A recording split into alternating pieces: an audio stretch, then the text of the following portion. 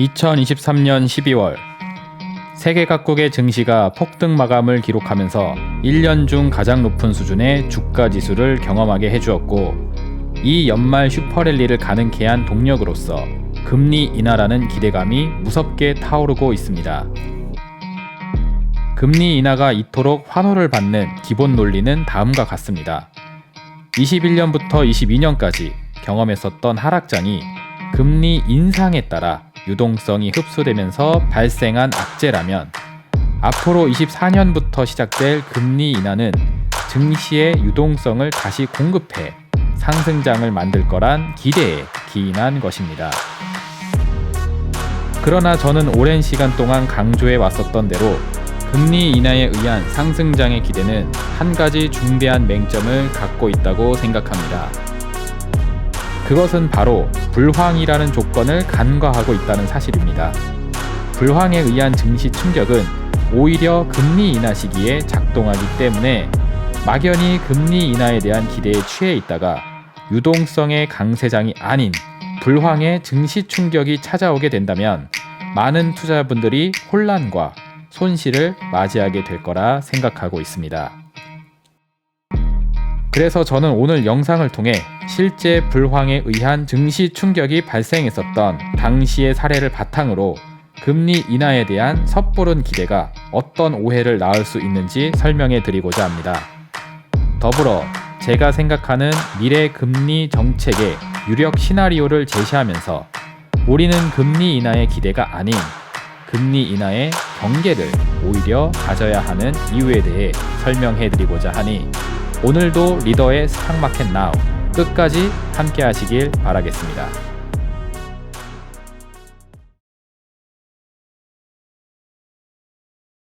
자, 반갑습니다. 리더 스탁 정예준입니다. 2024년도 들어서 처음으로 인사를 드리게 됐습니다. 구독 회원 여러분들 다들 새해 복 많이 받으시라는 인사 먼저 드리도록 하겠고요.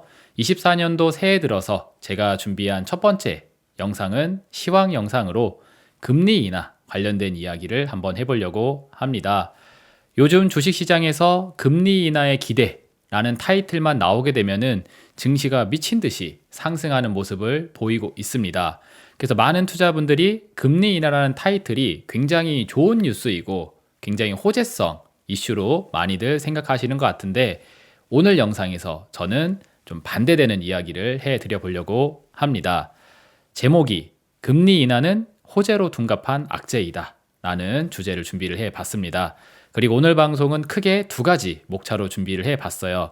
첫 번째는 과거 사례 연구를 해보도록 할 텐데, 실제로 과거의 금리 인하 시기에 과연 장이 좋았을까에 대한 부분을 살펴드리는 케이스 연구 시간이 첫 번째로 준비가 되어져 있고, 그리고 두 번째는 이 금리 인하가 자연스럽게 일어날 거라고 다들 생각하고 있는데, 제가 바라보고 있는 통화정책의 시나리오상 금리 인하 정책이 중단될 가능성이 상당히 높다라고 저는 보고 있습니다. 왜 그런 생각을 갖고 있는지, 그리고 이렇게 된다면 어떤 미래가 펼쳐질 건지에 대한 부분을 두 번째 주제로 한번 살펴보도록 할게요. 자, 그러면 목차 안내까지 설명해 드렸으니 거두절미하고 바로 본론으로 들어가서 1부부터 시작을 해보도록 하겠습니다. 자, 첫 번째 시간으로 준비한 내용은 과거 사례 연구 되겠습니다. 그리고 결과론적인 이야기부터 먼저 해드리면은, 금리 인하는 결코 증시 상승을 보장하지 않는다라는 사실, 과거에도 그랬다라는 사실에 대한 부분을 보여드리도록 할 거예요. 그리고 24년도 들어서 처음으로 시황 영상을 하고 있는데, 제 시황관에 대한 부분을 대략적으로 브리프해서 살짝 보여드리고 요 사례 케이스를 한번 보여드리려고 합니다. 자, 그래서 다음 화면으로 넘어가서 일단 금리 인하가 진행되고 있다라는 백그라운드, 그 배경에 대한 부분을 먼저 또 설명해 드리도록 하겠습니다. 지난 영상 많이 보신 분들에게는 제가 주구장창 강조해 드렸던 부분인데, 지금 금리 인하에 대한 배경은 물가가 낮다라는 사실입니다. 물가가 낮기 때문에 금리 인하를 해도 된다라는 거죠. 자, 그러면은 이 로우 인플레이션, 낮은 물가 상황은 어떻게 나오게 됐는가에 대한 생각을 짚고 넘어가야 돼요. 제가 생각하고 있는 낮은 물가의 이유는 바로 이겁니다. 수요 충격, 즉 불황이죠, 불황. 예전 같은 경우에는 물건을 사는 데에 대한 부담이 상대적으로 적었었는데 불황 경기가 되게 되면서 지갑 사정이 얇아지다 보니까 이제 사람들이 물건을 사는 데 있어서 뭔가 지출을 하는 데 있어서 부담을 느끼기 시작을 하게 됐다라는 겁니다. 그러니까 수요가 떨어지죠. 물건을 사려고 하는 수요가 떨어지게 되면서 발생되는 현상이 물가 하락이라고 저는 오래전서부터 강력하게 주장을 하고 있습니다. 실제로도 그렇고요. 그래서 이 낮은 물가라는 것이 항상 좋은 이벤트라고 생각할 수가 없습니다. 근데 사람들은 지금 이 수요 충격에 의해서 물가 하락이 나오고 있다는 사실은 쏙 빼놓고 물가가 낮으면 낮아질수록 금리 인하를 시작할 거니까 이건 무조건 좋은 일이다 라는 차원으로 자꾸 해석을 하고 있는데 여기에 대한 오해를 갖고 있으면 안 된다라고 생각하고 있는 입장입니다. 자, 그래서 제가 말씀드리고 싶은 포인트는 이거예요.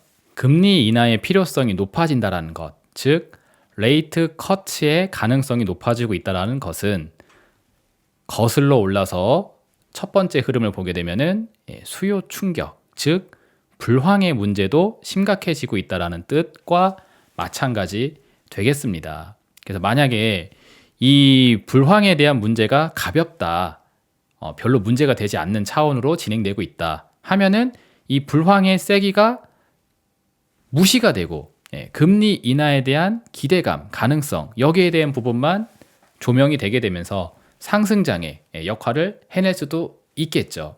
근데 거꾸로 이 불황의 차원의 문제가 더 크게 부각이 되게 되면서 이 에너지가 더 세게 되게 되면은 아무리 금리 인하라는 카드가 계속 제시가 된다 할지라도 증시가 상승 방향으로 올라가지 못하게 된다라는 겁니다.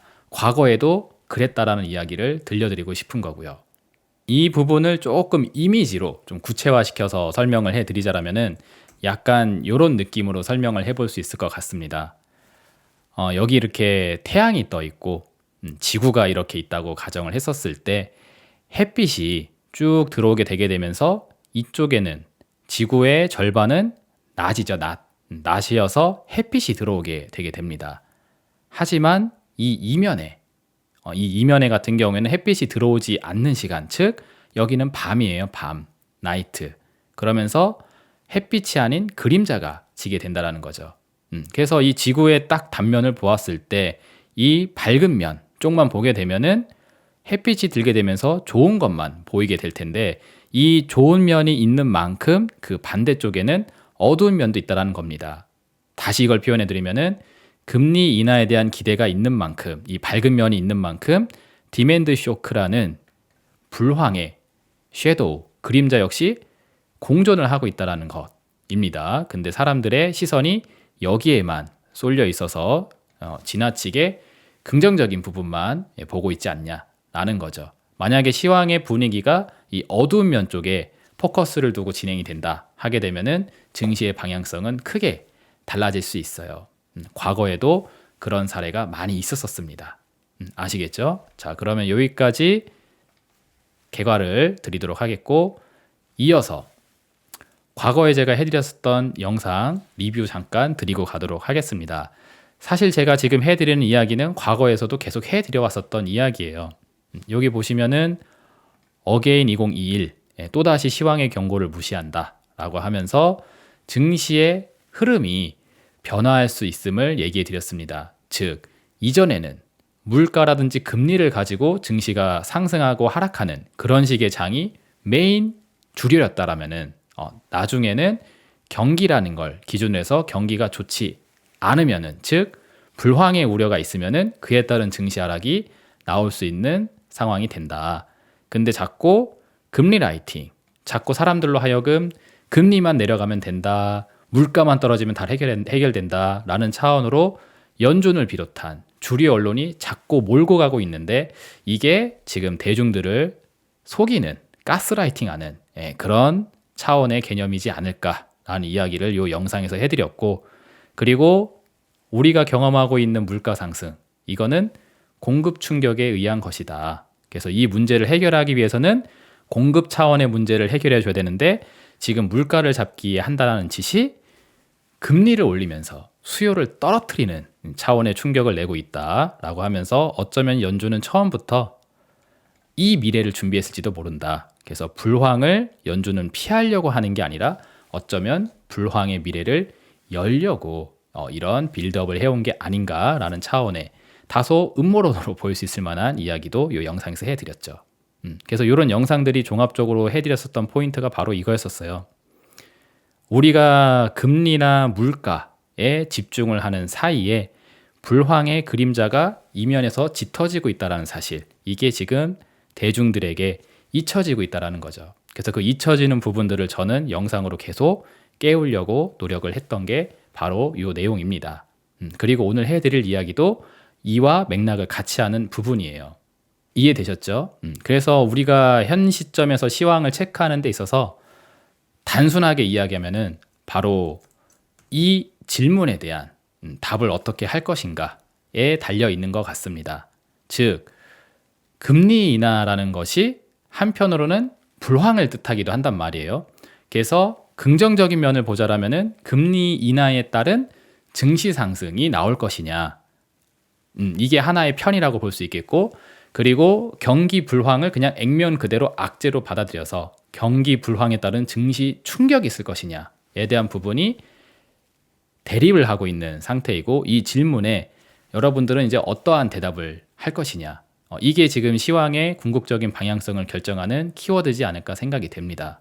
풀어서 좀 설명을 해드리면은 이렇게죠. 금리 인하에 대한 상승론과 경기 불황에 따른 하락론이 대립을 하고 있는 상태인데, 여러분들은 어느 쪽에 무게를 두고 장을 보실 거냐라는 그 질문에 대답을 해야지 시황에 대한 방향 결정을 할 수 있지 않을까라는 겁니다. 그래서 저는 이 물음에 대한 대답을 요구하는 그런 장세가 언젠가 찾아오게 될 거라고 이미 예상을 했었었고, 제 영상 많이 보신 분들은 제가 이 이야기 되게 많이 해드렸습니다. 그리고 이 퀘스천에 대해서 저는 물어보기 전에 이미 답을 결정을 해놨다고도 설명을 해드렸죠. 만약에 이 두 가지 중에 하나를 결정해야 되는 상황이 온다라면 저는 경기 불황에 의한 증시 충격이 있을 거다라는 것에 무게를 둘 것이라고 결정을 미리 내렸습니다. 왜 이야기를 먼저 해드리냐면은 이게 오늘 제가 말씀드릴 사례 연구하고 연결이 되기 때문에 그래요. 제가 과거의 사례들을 하나씩 살펴보게 되니까는 금리 인하가 경기 불황을 이기질 못하더라고요. 즉, 금리 인하를 하는 그 시즌이 찾아온다 할지라도 경기 불황의 세기가 크게 자리를 하게 되게 되면은 증시가 상승하는 게 아니라 오히려 하락을 했다라는 겁니다. 그리고 그 사례에 대한 부분을 오늘 제가 보여드리겠다라는 거죠. 저는 거기에 대한 파악이 이미 오래전에 됐기 때문에 만약에 이 두 개 중에 하나를 결정해야 되는 퀘스천이 들어오게 된다 하게 되면은 저는 딱히 고민하지 않고 여기에 무게를 두고 갈 결정을 이미 과거에 하게 됐는데, 그 근거가 뭐냐? 바로 오늘 말씀드릴 과거의 사례 되겠습니다. 자, 그러면은 본격적으로 하나씩 케이스를 좀 보여드리도록 할 텐데, 불황에 의한 증시 충격에 대한 케이스는 이전에도 많이 말씀드렸다시피 대표적으로 세 가지를 볼 수가 있습니다. 우리 코비드-19 터지게 되면서 팬데믹 이슈 생겼을 때, 그리고 08년도 서브프라임 모기지 사태로 유명한 리먼 브라더스 사태, 그때 당시, 그리고 우리나라가 IMF 외환 위기를 경험하게 되었을 때, 그럴 때가 바로 불황에 의해서 증시 충격이 있었던 대표적인 케이스라고 볼 수가 있어요. 그럼 이때의 사례를 가지고 금리 인하가 정말 증시 상승에 도움이 됐었는지를 한번 살펴보자라는 거죠. 자, 그러면은 첫 번째로 코로나 팬데믹 당시 상황으로 한번 돌아가 보도록 하겠습니다. 다음 화면 보도록 할게요. 자, 지금 보고 계신 화면이 코로나19 팬데믹 쇼크가 있었을 당시 되겠습니다. 2019년도 8월서부터 2020년 4월까지의 차트를 가져온 건데, 위에 있는 차트는 FRB, 연준의 기준금리 차트를 나타내고 있고요. 밑에 있는 차트는 나스닥의 일봉상 차트 추이입니다. 그리고 동일한 기간 동안의 추이를 제가 가져와 봤어요. 약간은 좀 오차가 있긴 합니다. 이 연준의 금리 차트는 거래일수가 좀 생략돼서 표현들이 많이 되기 때문에 이게 완전히 기간이 일치를 안 하더라고요. 한 달이라는 시간 동안. 그러니까 예를 들어서 나스닥은 한 달 동안 캔들이 20개가 형성될 때 얘네는 뭐 10개가 표시된다든지 이런 식으로 좀 구간이 다릅니다. 그래서 이게 조금 어긋나져 있기는 해요. 근데 제가 최대한 똑같은 기간으로 맞춰보려고 차트를 이렇게 좀 조작을 했습니다. 그래서 대략적으로 보게 되면은 요 시점, FRB가 금리를 본격적으로 내리기 시작했었던 요 시점 확인이 되죠. 이렇게 2%가 넘어가는 2.25% 정도의 수준으로 기준금리가 운용이 되고 있었다가 이거를 0.25까지 거의 0포인트까지 확 내려버렸던 요 한 달에 해당되는 시기. 이 시기 동안 나스닥 지수가 어떻게 움직였는지를 보시면은 9,000포인트에 있었던 나스닥 지수가 6,000, 약 600포인트까지 떨어져 내려오는 모습이 확인이 되고 있습니다. 지수 낙폭이 대략적으로 한 마이너스 30%가 돼요. 한 달 만에 30%대의 지수 낙폭이 기록이 된 겁니다. 그리고 이때 당시 대한민국장 뭐 경험해 보신 분들도 기억하실 거예요. 제가 기억하기로는 사이드카가 한 두세 번인가 걸렸었고 서킷 브레이커도 걸리는 초유의 그런 급락장이었습니다. 종목들이 거의 대다수가 하방 VI가 걸리고 아주 대환장 파티였죠. 장이 중간에 멈췄어요. 너무 많이 떨어져서. 그랬을 때가 바로 요 시기였습니다. 그래서 이 폭락이 진행되는 이 시간 동안 기준금리 차트를 보시면은 기준금리가 같은 시간 동안에 같이 떨어져요. 확인되시죠? 그래서 금리를 인하하면은 상승장이 온다라고 공식적으로 많이들 알고 계시는데 실제 이때 당시의 상황을 보게 되면은 기준금리가 내려가는 이 시간이 폭락이 진행되는 시간하고 정확하게 일치를 하게 됩니다. 그래서 금리 인하 시기가 상승장을 불러온다라는 그 논리는 정확하지는 않아요. 물론 금리 인하가 상승장에 대한 기대를 불러일으키기는 하게 되는데 그래서 실제로 금리 인하가 단행이 되면은 장이 그냥 무조건 팍팍 올라간다라고 지나치게 오해를 해서는 안 된다라는 거죠. 자, 그래서 여기에 대한 부분을 좀 정확하게 이해를 하시려면은 상황을 아셔야 됩니다. 이때는 비교적 가까운 과거이기 때문에 실제로 경험하시면서 기억하시는 분들도 많이 계실 거예요. 그래서 여기 본격적인 금리 인하 시기와 주가 지수 급락 시기가 일치했었다. 왜 그랬냐면은 자 보세요. 금리 인하라는 게 아까 설명해 드렸죠. 불황이라는 차원에서 자극이 되는 거라고. 그러니까 경기가 너무 안 좋으니까는 야, 안 되겠다. 자금을 좀 밀어 넣어라. 자산 시장의 버블이 터진다. 경기가 무너진다. 그러니까는 이를 해결하기 위해서 시중에 돈을 좀 부어 넣어주자. 그래서 금리를 확 내려버려서 시중에 돈이 좀 팽팽팽팽 돌게 만들어 보자. 라고 하면서 진행되는 게 금리 인하입니다. 그리고 이 금리 인하는 인플레이션을 유발한다라는 또 부작용이 있어요. 그래서 아무 때나 쓰는 게 아니라 경기가 충분히 침체가 되고 경기가 충분히 악화가 됐다. 그래서 심폐소생술을 빡빡 해줘야 된다. 의학적으로 이야기하면 이제 몰핀 주사를 놔가지고 기절한 환자를 깨워야 된다. 기절한 경제를 심장이 팡팡 뛰게 푸싱을 넣어주는 거죠. 그런 차원이라고 보시면 되겠습니다. 그래서 한편으로 보았을 때 환자가 위험할 때 시행하는 게 심폐소생술이잖아요. 즉 그래서 경제가 위험할 때 정말 초유의 불경기 상황으로 간다 싶을 때 그때 작동되는 게 금리 인하라고도 볼 수가 있습니다. 그래서 이 급격한 금리 인하에 의해서 코로나 팬데믹 이후에 엄청난 유동성 장세가 찾아오기도 했지만 그 유동성이라는 카드를 불러 일으키기 위해서는 한편으로는 이런 거대한 충격 그리고 이에 따른 해결책으로 금리 인하라는 정책이 나오게 되는 겁니다. 그러니까 이게 밝은 면과 어두운 면이 공존하고 있다는 거예요. 금리 인하는 곧 환자가 기절할 정도의 충격적인 상황이 도래했다라는 것을 뜻하기도 한다라는 거죠. 그걸 좀 풀어서 설명한 게 이겁니다. 코로나 팬데믹이 터지면서 세계 각국이 교류를 끊어버리고 각자 도생 무드로 가게 되게 되면서 불황의 충격이 찾아오게 됐어요. 그러면서 동시에 금리 인하를 통해서 이걸 해결하자라는 목소리도 탄력을 받게 됐다라는 거죠. 그러니까 이게 동시간대에 찾아오게 되면서 문제가 극복되게 되었다. 그래서 우리가 흔히 이야기하는 저금리에 의한 유동성장 그리고 저금리에 의한 상승장은 충격이라는 쇼크를 선제적으로 때려 맞고 나서 그 다음에 작동되기 때문에 금리 인하 시기와 증시 하락 시기가 동일한 타이밍 때 찾아올 수 있다는 거죠. 근데 우리는 조금 있으면 뭐 금리 인하를 또 한다고 하잖아요. 근데 그 과정이 이런 과정으로 연출이 된다.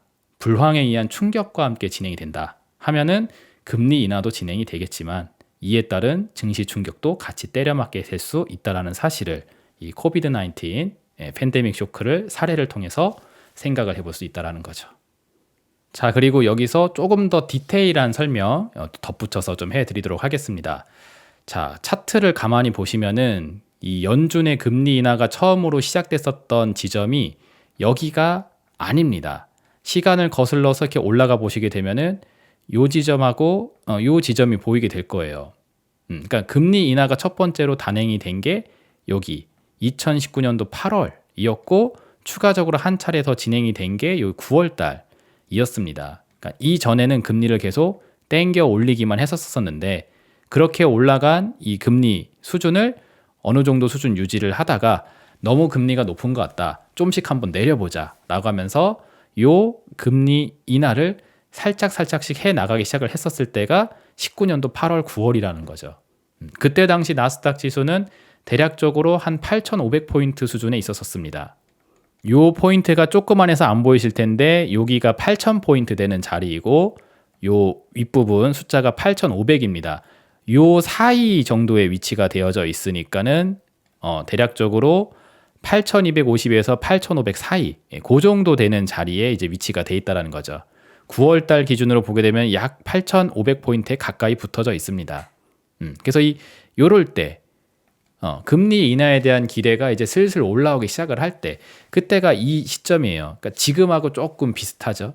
그래서 그 금리 인하에 대한 기대로 인해서 실제로 장이 조금씩 올라가기 시작은 했습니다. 여기 보시면 10월 달서부터 이렇게 한번 11월 달에 한번 12월 달에 한 번 더 그래서 최종적으로 약 9,600포인트 정도 되는 자리까지 여기 올라가 주게 됩니다. 근데 이렇게 찍어버린 신고가 구간에서 여기서 이렇게 급락으로 떨어지게 되면서 약 6,600포인트가 있는 자리까지 내려가게 됐다라는 거죠. 그래서 여러분들 잘 생각해 보세요. 금리 인하에 대한 기대가 실제로 작용이 되면서 주가를 막 끌어올려주게 되었을 때 그때 이제 어떤 생각이 드냐면은 야, 금리가 지금 제로 금리 수준까지 내려갈 수도 있는데 여기서 금리가 한 칸씩 내려갈 때마다 이렇게 증시가 상승을 틀어버리니까 야, 이게 여기서부터 여기까지 계속 내려가면은 증시가 앞으로도 계속 올라가겠구나.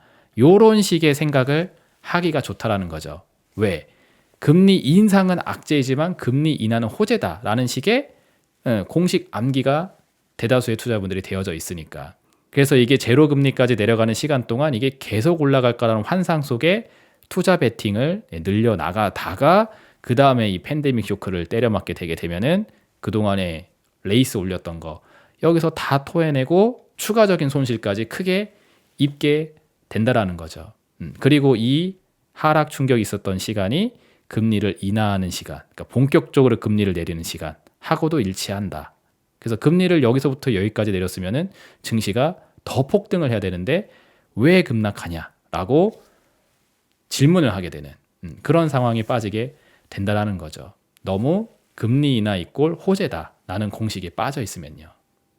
실제로는 그렇지 않다라는 거. 그리고 이 첫 번째 금리 인하에 대한 기대를 슬슬 불어넣어 주게 될 때 이때가 본격적인 충격에 앞서서 상승을 보여주기 시작하는 구간입니다. 어떻게 보면 여기가 함정일 수도 있죠. 미래에 찾아올 충격을 대비하기보다는 오히려 추가 상승에 대한 어떤 기대에 상당히 빠져 있을 때, 그때가 이때였어요. 그리고 실제로 이때 당시 장을 경험해 보신 분들은 기억하실 겁니다. IT, 뭐 소재, 부품, 장비, 소부장이란 이름으로 해가지고 IT 소부장 관련된 종목들을 엄청나게 사야 된다고 했었을 때가 이때인데, 코로나 팬데믹 당시 주가가 초전박살이 나버렸죠. 그래서 그런 시간이 바로 요 시간이다라는 거 체크해 볼 수가 있겠습니다. 그래도 코로나 팬데믹 당시에 이 충격은 그래도 비교적 양반이지 않았나라고 생각이 돼요. 왜냐하면 굉장히 짧은 시간 안에 충격을 줬고, 그리고 금리 인하에 대한 기대감이 있을 때 그래도 뭐 꽤 긴 시간 동안 상승장 연출을 해줬기 때문에 뭐 이 시간 속에서 빠져나올 수 있을 만한 기회 공간이 꽤 있었었죠. 근데 이제 지금서부터 소개해드릴 내용들은 살짝은 좀 자비가 없는 그런 케이스에 해당이 됩니다. 그래서 이어서 말씀드릴 게 08년도 서브프라임 모기 사태로 넘어가서 설명을 드리도록 할 텐데, 이번에는 제가 나스닥 차트를 이제 월봉상 차트를 준비를 했고, 미 연준의 기준금리 차트도 월봉을 기준으로 가져와 봤어요. 그래서 요거는 시차에 오차가 거의 나지가 않습니다. 그래서 딱 보시면은 눈에 확 보이죠. 올려놨었던 기준금리를 이제 본격적으로 내리기 시작했었던 그 첫 번째 단계, 그게 요거예요. 여기서 금리가 한 칸 딱 내려오죠. 이게 언제냐면은 2007년도 여기가 12월이니까 11월, 10월, 9월입니다. 2007년 9월 달이 되게 되니까는 여기서 기준금리 인하를 딱 단행을 해요. 그래서 오랜 시간 동안 유지했었던 이 고금리 상황을 한 칸 딱 내려주게 됐는데, 이걸 한 칸 딱 내려주면서 금리 인하에 대한 기대가 본격적으로 터졌겠죠. 그러면서 발생된 시세가 요 07년도 10월 달 시세입니다. 이게 당시에 나스닥 고점 경신을 만들어냈어요. 예전에는 여기가 전고점 라인이었고 여기를 돌파를 못하고 있었는데, 이 금리 인하에 대한 기대가 자리하게 되면서 10월 달에 지수를 신고가로 탁 올려줬다라는 거죠. 근데 결과를 보시면 아시겠지만 이 10월 달에 만들어진 이 시세가 나스닥의 고점 시세가 되었고, 이 이후서부터는 리먼 브라더스 쇼크로 갈 때까지 계속 증시가 떨어져 내려왔었던 모양새가 확인이 됩니다. 그러니까 금리 인하가 단행이 된 이후에 딱 한 달 동안만 나스닥 지수 상승이 연출이 되었고, 그 이후의 시간대는 쭉쭉 빨려 내려가서 한 2800포인트 정도에 있었던 나스닥 지수가 무려 1200포인트까지 떨어지게 됩니다. 그러니까 지수가 반토막이 더 떨어지게 된 거예요. 마이너스 50% 수준의 지수 하락률을 기록하게 된 겁니다. 그리고 보시면 아시다시피 그 이후에 기준금리는 계속 내려가죠. 그래서 또 제로 금리 수준까지 내려가게 됩니다. 그래서 이 제로 금리 수준까지 내려가게 되는 이 일련의 과정과 나스닥 월봉상 차트가 떨어지는 일련의 과정이 똑같아요.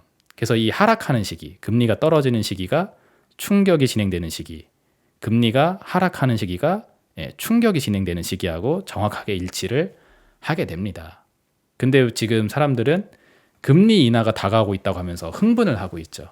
빠르면은 올해 3월 달에 금리 인하를 한다고 하는데, 만약에 이번에도 이와 유사한 패턴으로 가게 된다 하면은 금리 인하가 시작되는 시점서부터 본격적인 하락이 오히려 시작될 수도 있습니다. 그래서 금리 인하하는 시기와 증시가 하락하는 시기가 일치해 왔었다라는 사실, 언제 불황에 의해서 증시가 떨어지는 상황이 되었을 때 그 부분을 간과해서는 안 되겠죠. 그래서 요거를 다시 또 풀어서 설명을 해드리면은 이렇게 볼 수 있어요. 금리 인하 직후 나스닥은 한 달 동안만 지수 상승을 보여주게 했고, 이 한 달 동안에 진행된 이 시세가 신고가로 올라가 버리게 되니까 사람들로 하여금 금리 인하에 대한 기대를 크게 갖게 해놨단 말이에요. 하지만 그렇게 분위기를 만들어 놓고 실제로 벌어진 장은 금리 인하에 따른 강세장이 아니라 금리 인하에도 불구하고 불황에 의한 하락장이 연출이 되었다라는 사실. 그래서 결과적으로 보면은 금리를 인하해 왔었던 이 시간과 증시가 하락해 왔었던 시간이 동반하고 있다, 동일하다라는 사실에 대해서 역사적인 사례를 한번 조명해 볼 필요가 있지 않을까 생각이 됩니다. 그래서 제가 왜 금리 인하에 대한 섣부른 기대가 오히려 오해를 낳을 수 있다고 말씀을 드리는지 대략적으로 좀 확인이 되시겠죠. 여기까지 해서 08년도 리먼 브라더스 사태까지 확인을 했습니다. 자, 그럼 이제 마지막으로 IMF에 대한 사례를 보도록 할 텐데, 개인적으로 저는 이 IMF와 같은 사태가 지금의 장세하고 굉장히 닮아 있다라고 생각을 하고요. 그리고 코로나 팬데믹보다 08년 서브프라임 모기지 사태, 리먼 사태가 더 충격적인데, 사실 이보다도 더 충격적인 것은 IMF 쇼크라고 생각을 합니다. IMF 쇼크는 이 패턴에서 벗어나 있어요. 그러니까 이거랑 다릅니다. 코로나나 리먼 같은 경우에는 금리를 하락시키는 시기와 증시 충격 시기가 일치하게 되면서 금리 인하만 끝나버리면은 상황이 개선이 됐었는데, IMF 당시에는 달랐습니다. 근데 제가 생각했었을 때 지금 우리가 경험하고 있는 장이 비슷한 패턴으로 가고 있는 걸로 보여져요. 리먼 브라더스 코로나 팬데믹 상황보다는 IMF 상황이 더 가깝다라고 보여집니다. 왜 그런 생각을 하냐면은, 자 보세요. IMF 당시의 코스피 차트와 그때 당시 제가 CD 금리를 가져와 봤습니다. 한국은행에서 제공하는 그 기준금리 차트를 보려고 했는데 그게 옛날 거는 자료가 없더라고요. 그래서 가장 유사한 흐름을 가지고 있지 않을까라고 생각이 되는 CD 금리 91물 거를 제가 가져와 봤습니다. 그래서 보면은 일단 이런 특징을 가지고 있어요. 1994년 6월부터 1998년 6월까지의 코스피 차트와 그리고 CD 금리 차트를 가져온 건데, 일단 금리가 떨어졌었던 시기를 한번 체크를 해볼게요. 네모칸 박스로 제가 끄어봤습니다. 여기 보시면은 CD 금리가 하락했었던 요 시기 확인이 되죠. 그리고 여기도 잠깐 올렸다가 다시 금리를 내렸던 시기 확인이 되고, 그 다음에 금리를 굉장히 크게 끌어올렸다가 여기서 다시 금리를 내렸던 시기 확인이 됩니다. 이렇게 한 3번 정도 금리 인하 시기가 있는데, 그때마다 지수 차트를 보세요. 이때는 살짝 올라갔다가 한번 쿵 미끄러지고 살짝 올랐다가 마감. 그래서 약간 박스권 횡보의 추이를 보였습니다. 결코 금리 인하 시기 동안 지수가 올라가지 않았어요. 그죠? 그리고 요때 같은 경우에도 한번 쿵 떨어졌다가 살짝 올라간 다음에 살짝 미끄러지기 시작을 하는 모습 확인이 되죠. 이때 같은 경우에도 금리 하락 시기가 지수 상승하고 연결되진 않습니다. 막 폭락을 하진 않지만 상승했다고 보기는 힘든 시기이죠. 그리고 마지막으로 이때 같은 경우에는 금리를 본격적으로 인하했었던 이 시기가 증시를 본격적으로 패대기치는 시기하고 일치하게 됩니다. 그래서 이 1번, 2번, 3번 보시면은 그 어떤 금리 인하 시기에도 증시가 올라가질 않았어요. 최소한 횡보를 하거나 아니면 마지막에 이렇게 급락을 하거나 그랬습니다. 그리고 IMF 충격이 본격화되면서 증시가 폭락했었던 요 시기, 요 시기는 재미난 게 금리가 갑자기 크게 폭등을 하면서 떨어지는 모습이 확인이 됩니다. 자, 가만히 보시면은 이전에 기준금리는 약간씩 내려가는 그런 분위기를 타고 있었어요. 그러니까 조금씩 내렸다가 살짝 올렸다가 다시 내리면서 기준금리를 약간 낮은 쪽으로 위치시키려는 노력을 하고 있었다가 외환위기가 터지게 되니까는 금리를 확 끌어올렸고, 이에 의해서 증시 충격이 팍 터지게 됐습니다. 그래서 금리 인하를 해오던 이 시기 동안 데미지가 누적이 됐다가 그 다음에 외환위기 충격이 찾아오게 되면서 금리를 하락 쪽으로 맞추는 게 아니라 상방 쪽으로 맞추면서 이 금리 상승 시기와 증시 충격 시기가 동시에 찾아왔다라는 거죠. 그리고 나서 올라간 금리를 내리려고 노력을 했으나 이 내리는 시기 동안 장은 더 빠져버렸습니다. 확인이 되죠. 그래서 일단 중요한 거는 이 금리를 내렸던 이 시간이 증시의 상승하고는 연결되지 않는다라는 사실. 이걸 먼저 좀 체크를 하실 필요가 있지 않을까 싶습니다. 그래서 금리를 인하하는 시기에 주가 지수는 결코 상승하지 않았다. 그래서 금리 인하 이꼴 상승장이라는 공식은 통하지 않았다라는 거죠. 그리고 요게 중요한데 금리를 급격히 올리는 충격요법이라고 제가 써놨어요. 충격요법을 택해서 이 증시의 충격을 그냥 온전히 때려 맞게 됐다라는 사실. 그러니까 금리 인상을 통해서 증시의 충격이 가속되도록 이런 어떻게 보면 좀 무식한 방법을 택했다라는 겁니다. 근데 이때 당시 시대적 배경을 이해를 하고 계시면은 이 방법을 택할 수밖에 없었다라는 사실에 대해서 이해할 수가 있을 거예요. 왜 그러냐면은 이게 그냥 불황이 아니라 인플레이션형 불황을 맞이했기 때문에 그러합니다. 제가 오랜 시간 동안 말씀드렸던 시황 영상 잘 기억하시는 분들은 이게 왜 위험하고 이게 왜 무서운지를 잘 알고 계실 겁니다. 제가 일반적인 디플레이션, 일반적인 그냥 리세션이면은 불황에 대해서 딱히 신경 쓰지 않아요. 제가 굳이 뭔가 증시에 대한 하락론을 내비치지 않았을 겁니다. 적당히 충격 줬다가 적당히 다시 좋아질 거거든요. 근데 우리가 경험하고 있는 이 불황이 인플레이션형 불황이기 때문에 이게 문제입니다. 이것 때문에 쉽게 가기가 어렵다라고 제가 보는 거예요. 그래서 주식 투자를 그냥 편하게 막 갔다가 해도 되는 장이 되지 못한다라는 이야기를 21년도서부터 시작을 해서 지금까지 유지를 하고 있는 이유가 바로 인플레이션을 동반한 불황을 야기하고 있기 때문에 그렇습니다. 그리고 이때도 똑같았었고요.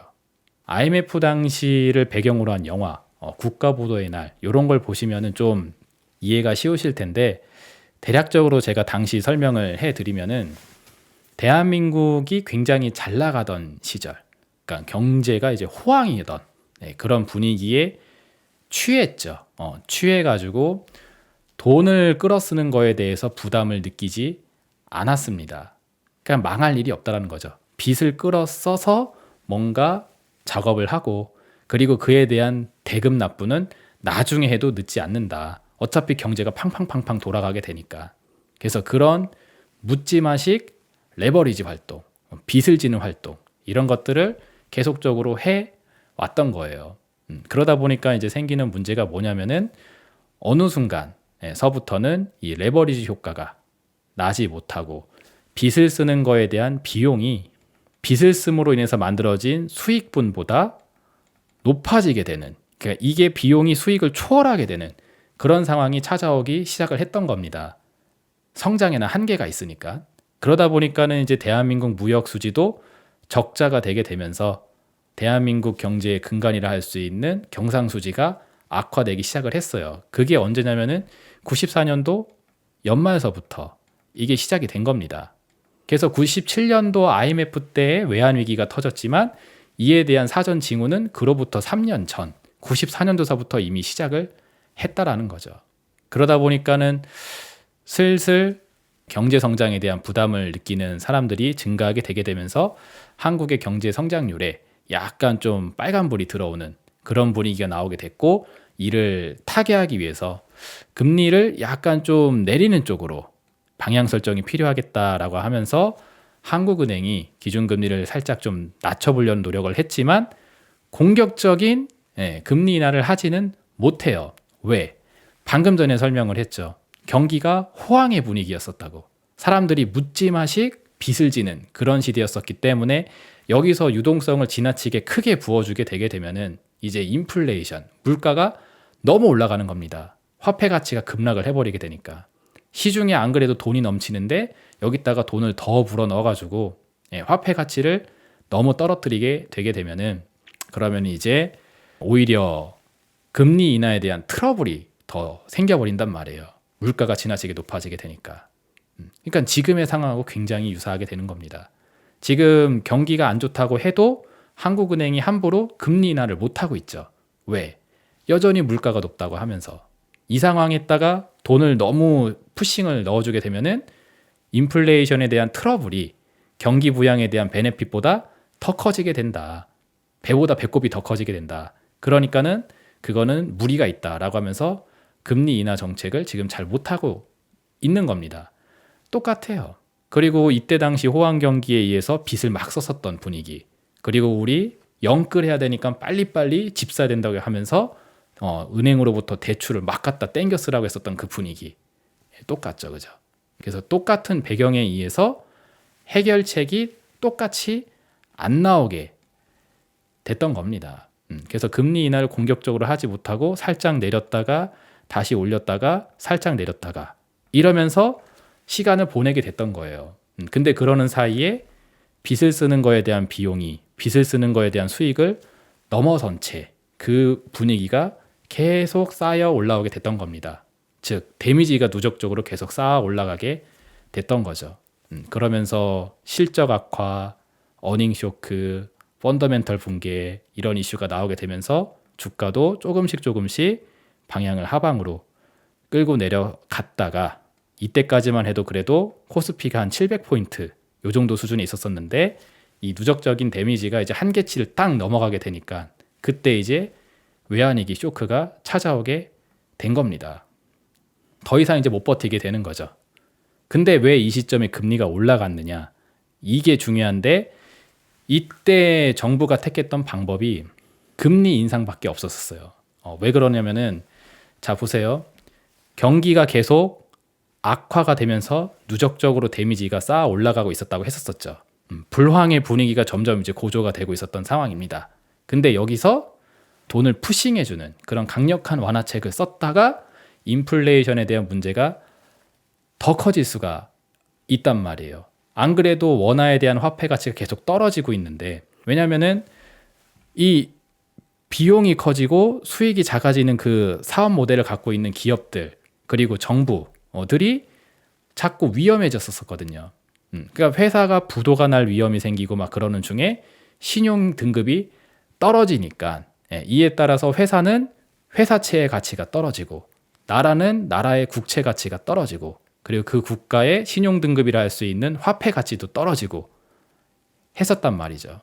그래서 이렇게 가치가 떨어지고 있는데 그 떨어지고 있는 가치에다가 돈을 더 불어 넣어가지고 가치를 더 떨어뜨리게 해버리게 되면은 그거는 이제 뭐 말 그대로 세계대전 당시에 독일의 마르크 화폐가 빵원으로 떨어졌던 것처럼 자국의 화폐 가치를 이렇게 작살내는 그런 행동이 되게 됩니다.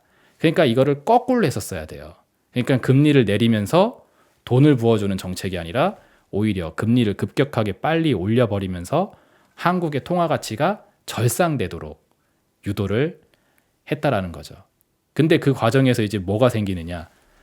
안 그래도 지금 빚을 못 갚아서 이 모양 이 꼬라지가 난 상태. 그러니까 빚을 씀으로 인해서 이 비용이 너무 커졌기 때문에 이거에 대한 트러블로 이 꼬라지가 났는데 여기다가 금리를 더 세게 올려버리는 겁니다. 그럼 이거는 이 비용에 대한 문제를 갖고 있는 회사들로 하여금 혹은 가게들로 하여금 죽으라는 이야기밖에 안 돼요. 그래서 실제로 죽여버린 겁니다. 그래서 죽었고요, 실제로. 그 과정에서 이게 터져버린 거죠. 부도 파산으로. 한국 경제가 살아서 이어가기 위해서는 지금 우리가 갖고 있는 파이가 5개밖에 안 되는데 사람은 10명이 있다. 그래서 이 10명이 이 5개를 가져가겠다고 서로 싸우게 되면 이 10명 다 죽는다. 그러니 차라리 꼬리 자르기 하는 느낌으로 펀더멘털이 약한 5명은 그냥 빨리 죽어버려라. 그리고 남은 5명만 요거 5개 가지고서는 이제 이어가자. 이런 선택을 하게 된 게 바로 이 과정이라고 보시면 되겠습니다. 그리고 이러한 선택을 할 수밖에 없었던 이유는 다시 한번 이야기하지만 그냥 불황이 아니라 인플레이션형 불황이었기 때문에 유동성을 불어넣어주는 그 선택지를 택할 수가 없었기에 거꾸로 금리 인상이라는 정책을 택했고 그 과정에서 10명 중에 5명을 없애버리는 그런 충격요법을 택하게 됐다라는 거죠. 그래서 인플레이션형 불황을 타개하기 위한 선택지가 안타깝게도 이게 거의 뭐 유일무이하다라고 볼 수가 있습니다. 근데 우리가 지금 경험하고 있는 불황이 이 분위기잖아요. 물가가 높아지면서 불황이 찾아오는 단계. 그래서 이 똑같은 상황에 대한 선택지가 또 다시 충격요법이 선택이 된다 하게 되면은 우리나라도 추후 요와 같은 불황에 의한 증시 충격이 찾아온다고 했었을 때 금리 인하로 인해서 찾아오는 게 아니라 금리 인상과 함께 찾아올 가능성도 상당히 높지 않을까 생각을 하고 있습니다. 그래서 이게 IMF 당시의 충격은 코비드-19 그리고 리먼 브라더스 사태하고는 차이점이 있어요. 그래서 단순 불황이면은 금리 인하와 증시 충격을 같이 때려 맞으면서 넘어갈 수가 있는데 이게 단순 불황이 아니라 인플레이션형 불황이다 하게 되면은 거꾸로 된 선택지를 받게 되는데 이러면은 충격이 가히 어마무지하죠. 실제로 이 코스피 차트가 94년도 요 연말 기준으로는 1200포인트 정도가 됐었었는데 이게 277까지 떨어지게 됩니다. 거의 한 뭐 5분의 1 토막 수준으로 떨어졌다고 볼 수가 있죠. 그럼 지수가 5분의 1 토막이 나는 과정에서 멀쩡한 종목들이 사실 몇이나 있었겠어요. 그죠? 그리고 기간은 약 4년이라는 시간 동안 하락장이 진행이 되게 됩니다. 엄청나게 고통스러운 시간이 되겠죠. 그래서 이 부분을 다시 좀 정리를 해드리면은 우리가 지금 세 가지에 대한 사례 연구를 해봤는데 3번에 해당되는 IMF 충격이 현재 한국의 경제 상황과 저는 개인적으로 가장 유사한 상황이라고 평가를 합니다.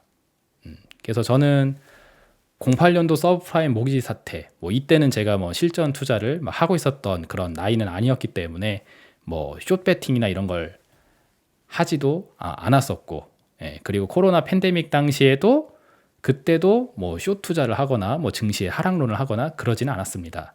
물론 장이 좀 안 좋을 것 같으니 좀 때를 기다려 봤다가 유동성 정책이 펼쳐지면은 그때서부터 이제 주식 투자를 시작을 하시자. 뭐 이런 차원의 이야기를 했지만 뭐 증시가 떨어지는 걸 이용해서 뭐 숏을 사보자. 뭐 이런 식의 이야기는 한 적이 없어요. 제가 투자 활동을 해오면서 이번에 21년도서부터 진행된 그 하락장에서 저도 처음으로 증시 하락에 대한 베팅 그리고 숏에 대한 투자의 필요성 이런 거를 저도 이제 처음 설명을 드리고 실제로 제가 해보기도 했습니다. 그럼 왜 다른 때에는 안 그랬는데 왜 이번에는 그러느냐? 상황이 이거랑 유사하니까.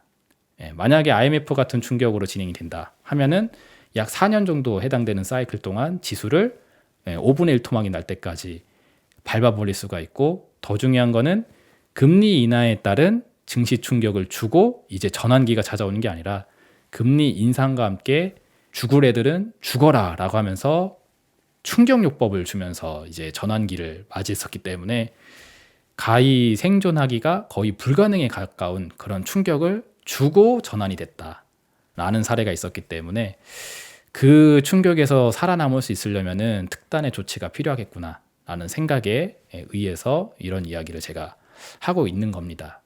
그리고 증시 하락에 대한 투자 이런 것도 해왔던 거고요. 이해되셨나요? 그래서 이 인플레이션형 불황이라는 것은 공격적인 완화 정책이 불가하다라는 점. 그래서 95년에서 97년 사이 불황의 불씨가 올라오기 시작을 했었을 때 미약한 금리 인하, 미약한 완화 정책으로 해결을 보려고 했는데 당연히 해결이 안 되죠. 그런데 뭐 상황이 이제 큰일 났다.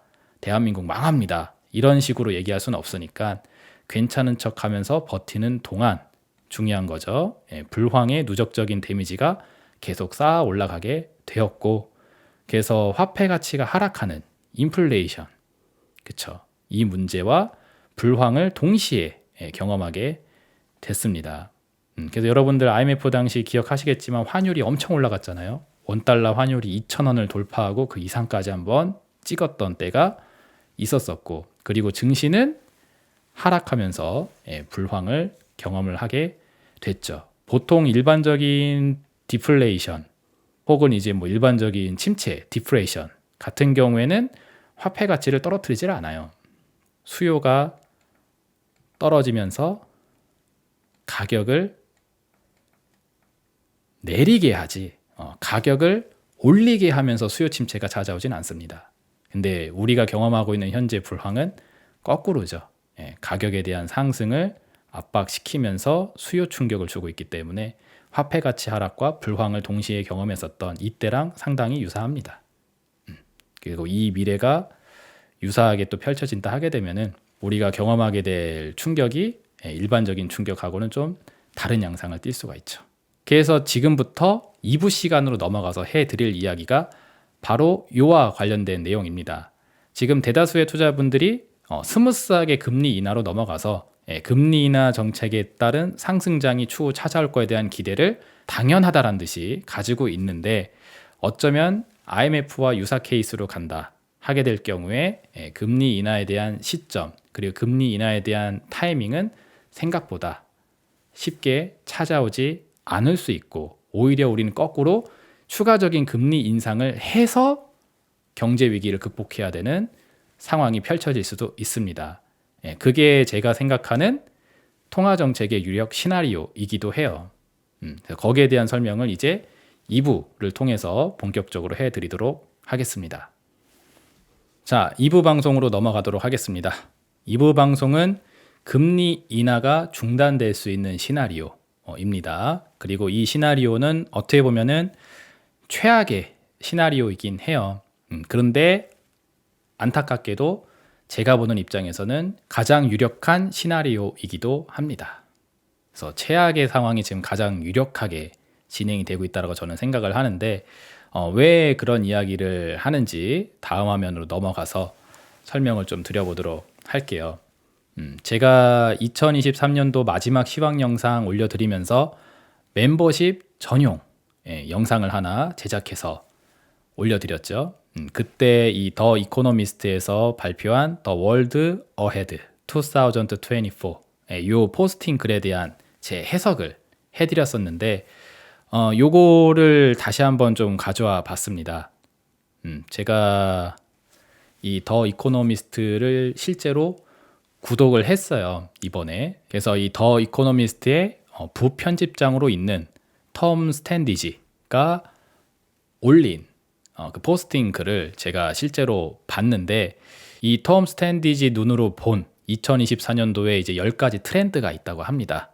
그 중에 이제 8번 항목이 이 Economic Uncertainty, 경제적 불확실성에 대해서 이야기를 해요.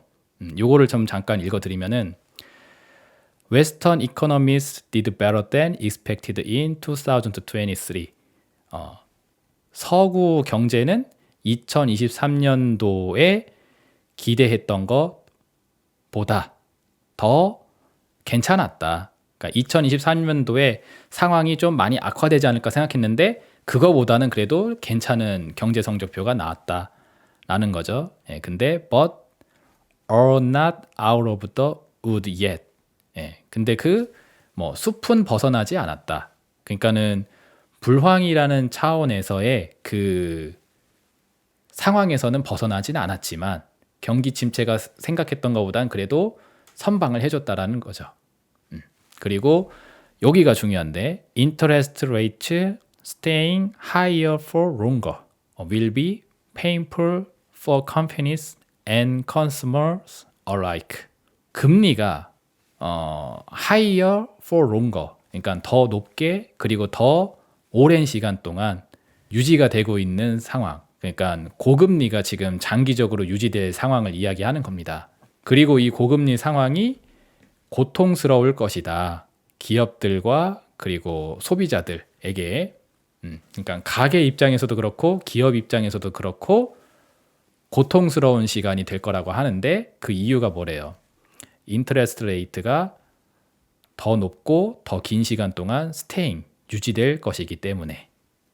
즉, 이 톰 스탠디지라는 사람은 금리 인하에 대해서 생각을 하고 있지 않습니다. 금리가 높아 있는 이 상태를 오랜 시간 동안 유지하게 되는 시간 동안 기업들과 가게들이 고통받게 될 수 있는 상황을 얘기하고 있어요. 그러면서 재밌는 게 이 뒤에 있는 말인데 even if recessions are avoided.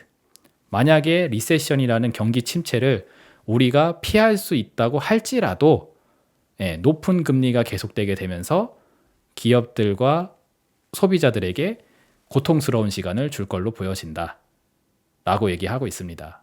그러니까 되게 역설적인 게 뭐냐면은 리세션은 피하는데 고통스러운 시간은 될 거다 라고 하고 있어요.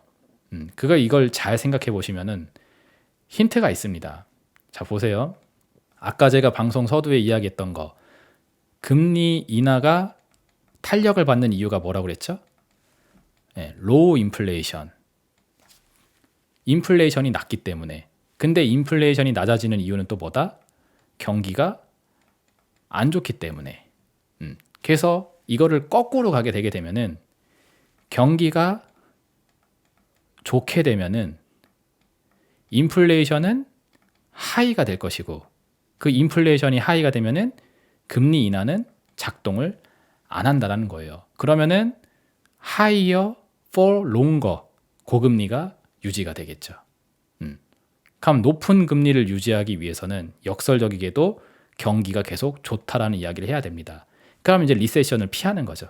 그럼 리세션을 피하면 피할수록 높아져 있는 금리가 길게 지속이 되는 고금리 장기화 시대가 열린다는 겁니다. 그래서 미국 경제가 이미 빠그러지기 시작을 했음에도 불구하고 가만히 보면은 연준도 그렇고 미국의 바이든 대통령도 그렇고 미국 경제가 문제가 있다는 이야기를 이런 방구 전혀 하질 않고 있죠. 그래서 우리는 리세션을 피할 수 있다라고 계속 이야기를 하고 있는데 이걸 피할 수 있다라고 얘기를 하면 할수록 금리 인하에 대한 시간은 뒤로 미뤄지게 됩니다. 톰 스탠디지가 하고 싶은 얘기가 바로 이 이야기지 않을까 싶어요.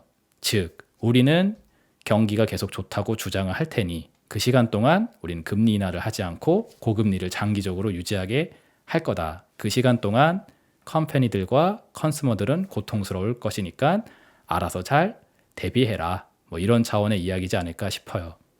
그래서 여기 가로치고 또 해놓은 이야기가 흥미로운데 Keep an eye on the bank. 은행의 시선을 계속 유지하라. 그러니까 계속 은행을 지켜봐라 라고 하고 있죠. 그리고 and their exposure to commercial property. 그리고 이 은행들이 노출되어져 있는 어디에 노출되어져 있는 상업부동산, 상업부동산에 노출되어져 있는 위험, 이거를 지금 보라고 하고 있죠. 이 위험이 where things could go bad, 안 좋게 바뀔 수 있는 그 상업부동산에 대한 노출된 위험을 모니터링하면서 은행을 계속 감시하라고 하고 있습니다. 그리고 차이나는 may fall into deflation. 그리고 중국은 디플레이션 위험에 빠질 수 있음을 이야기하고 있어요. 그러니까 인플레이션에 대한 문제가 아니라 여기는 불황에 따른 디플레이션 문제를 이야기하고 있습니다. 그러니까 고금리를 유지하고 있는 가운데 중국은 인플레 문제가 아니라 경기 침체에 디플레 문제에 빠지게 될 것을 예견하고 있으면서 상업용 부동산에 노출되어져 있는 위험, 그리고 이걸 갖고 있는 은행들에게 시선을 집중하라라고 하고 있죠. 그러면 이게 문제가 생긴다라는 건데 중국 경제가 디플레이션으로 불황의 위험이 생기고 그리고 상업용 부동산이 문제를 터트려가지고 뱅크에 이상현상을 주고 하면 이게 리세션이지 뭐가 리세션이 아니에요. 근데 리세션은 심지어 피할 수가 있다라고 이야기를 하고 있죠. 그러니까 가만히 읽어보게 되면은 뱅크에 문제가 생기고 상업용 부동산에 문제가 생기고 중국의 경제가 디플레이션이 갈 때까지 우리는 고금리를 유지할 거다. 어떻게? 미국 경제가 좋다고 뻥을 치면서. 이렇게밖에 저는 이게 해석이 안 됩니다. 그 이야기를 하고 싶어서 이렇게 멘트를 달아놓은 게 아닌가라고 저는 생각을 하고 있어요. 그리고 이렇게 되면은 이제 제가 오래전에 말씀드렸던 이 내용들이 이제 현실이 되는 거죠. 여기서도 보시면은 여기 상업용 부동산에 대한 익스포저에 대해서 시선을 집중하라고 하고 있는데 예전에 제가 요 영상에서 워렌 버핏의 회사 버크셔 회서에이 여기서도 크레딧 크런치라는 표현을 하면서 이 상업용 부동산에 대한 위험을 언급하고 있다고. 특히나 이 언급을 해준 사람이 얼마 전에 돌아가신 찰스 먼거이죠. 예, 버크셔 해서웨이 워렌 버핏의 이제 짝꿍이라고 불리우는 99세의 나이로 이제 얼마 전에 별세를 하셨다고 하시는데, 이분이 죽기 전에, 그러니까 23년도에 이 얘기를 하시고 돌아가셨어요.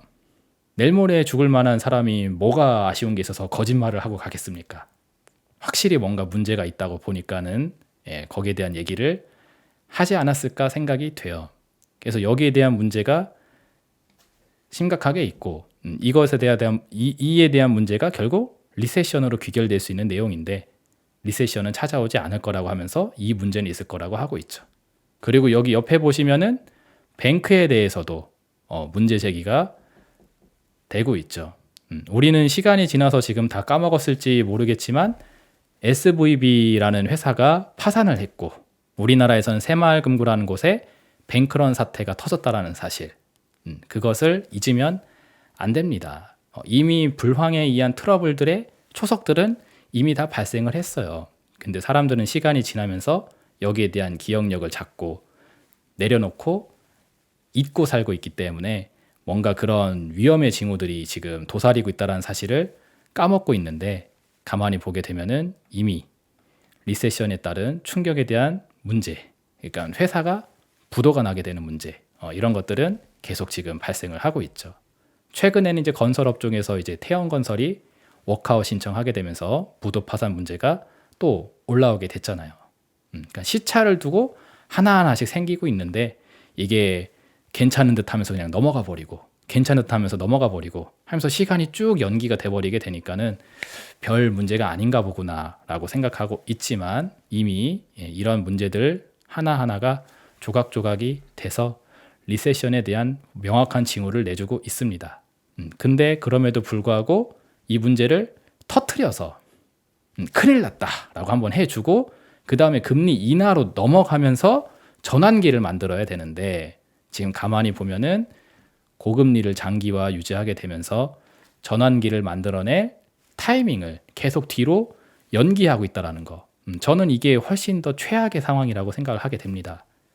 왜냐면은 어느 정도 위험이 이제 올라오게 되었을 때 이거를 터트려서 끝내야 되는데, 이 위험을 터트리지 않은 채 이걸 연기를 하고 있다는 것은 해결된 게 아니에요.